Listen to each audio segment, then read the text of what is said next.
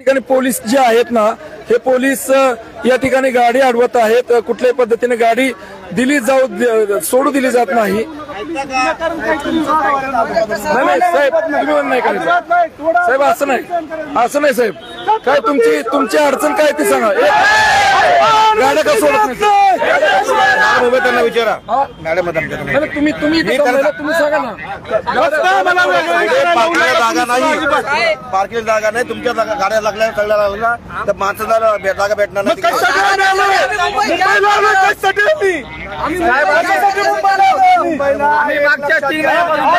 या ठिकाणी आपण बघतोय की मराठा आरक्षणाच्या संदर्भात ज्या गाड्या येत आहेत, या गाड्या या चौकात, कुठला चौक आहे माहित नाही मित्रांनो, परंतु या चौकात पोलीस फौजफाटा जो आहे तो गाड्या अडवत आहे आणि पार्किंगचं कारण सांगून या ठिकाणी गाड्या अडवल्या जात आहेत. या कुठून आलेत तुम्ही? कुठून आलेत? नांदेड.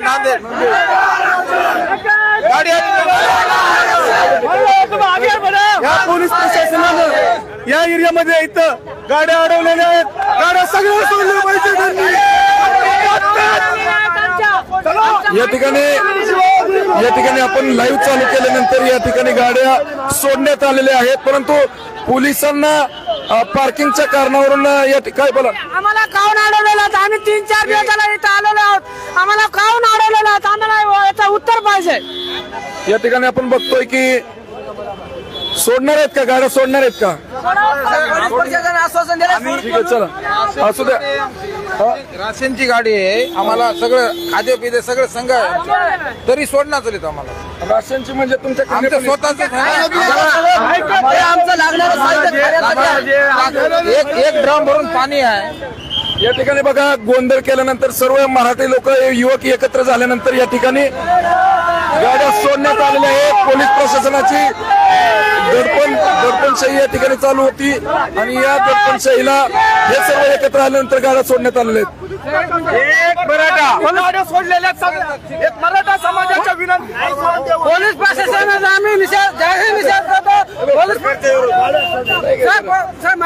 या ठिकाणी चला. नाही साईडला या. चला, आता गाड्या सोडलेल्या आहेत. आता कुणीही मध्ये थांबू नका. गाड्या सोडलेल्या आहेत. या ठिकाणी बघा, ही चौक कुठला साहेब? ही चौक कुठला? या चौकाला नाव काय? वाडी बंदर चौकामध्ये या ठिकाणी पोलीस फौजफाटा आहे आणि या ठिकाणी गाड्या अडवलेल्या होत्या. पण आपण ज्यावेळी हे लाईव्ह केलं आणि त्यांना प्रश्न विचारले त्यावेळी त्यांनी गाड्या सोडवायला चालू केलेलं आहे. आपण जनता एक्सप्रेसच्या माध्यमातून या ठिकाणी आझाद मैदानाकडे चाललेलो आहे. आझाद मैदानाकडे काय स्थिती आहे, काय परिस्थिती आहे हे पाहण्यासाठी निघालो होतो आणि रस्त्यातच आम्हाला त्या ठिकाणी छत्रपती शिवाजी महाराज की काही गाड्या अडवलेल्या दिसल्या. आम्ही